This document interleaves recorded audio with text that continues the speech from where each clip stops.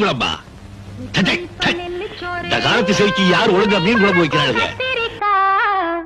நித்தோ நித்தோ நெல்லுச்சோறு என்னை மணக்கும் கத்திரிக்கா, நேத்து வச்ச மீன் குழம்பு என்னை இழுக்குதையா, நெஞ்சுக்குள்ள அந்த நினப்பு வந்து மயக்குதையா.